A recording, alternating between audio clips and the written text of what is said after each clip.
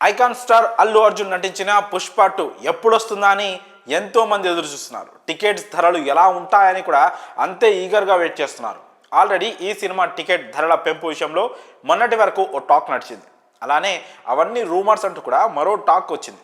దీంతో అసలు టికెట్ ధరలు ఎలా ఉంటాయా, పెరిగితే ఎంత ఉంటాయి అని అంత ఆసక్తిగా ఎదురు చూస్తున్నారు.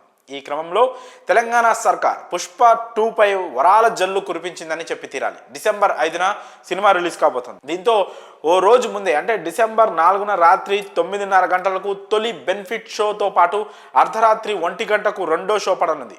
వీటి టికెట్ ధరలు సింగిల్ స్క్రీన్కు 1121 రూపాయలు, మల్టీప్లెక్స్కు 1239 రూపాయలుగా కేటాయించారు. ఇక ఆ తర్వాత మొదటి 4 రోజులు అంటే డిసెంబర్ 5 నుంచి 8 వరకు సింగిల్ స్క్రీన్కు 354, మల్టీప్లెక్స్కు 531, అలాగే డిసెంబర్ 9 నుంచి 16 వరకు సింగిల్ స్క్రీన్లో 300, మల్టీప్లెక్స్లో 472.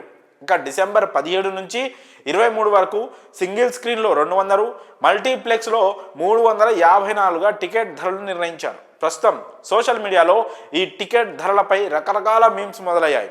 వాస్తవానికి సామాన్యులకు ఈ ధరలు ఎక్కువగానే అనిపిస్తాయి, కానీ ఫ్యాన్స్ మాత్రం ఎప్పుడెప్పుడు సినిమా చూద్దామని ఎదురు చూస్తున్నారు. సో వారికి టికెట్ ధరల కంటే కూడా సినిమా చూడటమే ముఖ్యమని అనుకుంటూ ఉంటారు. కాబట్టి మొదటి వారం రోజులు కూడా ఫ్యాన్స్తోనే థియేటర్స్ నిండిపోతాయి. ఇక ఆ తర్వాత మెల్లగా మూవీ లవర్స్ అంతా క్యూ కడతారు. మరో విధంగా టికెట్ ధరలు పెంచడం అనేది పుష్ప 2 మేకర్స్కు బిగ్గెస్ట్ ప్లస్ అవుతుంది. ఇప్పుడు పెంచిన ధరలను బట్టి ఈజీగా మొదటి వారంలోనే పుష్ప 2 అనుకున్న రికార్డ్స్ను అందుకునే ఛాన్స్ ఉంది.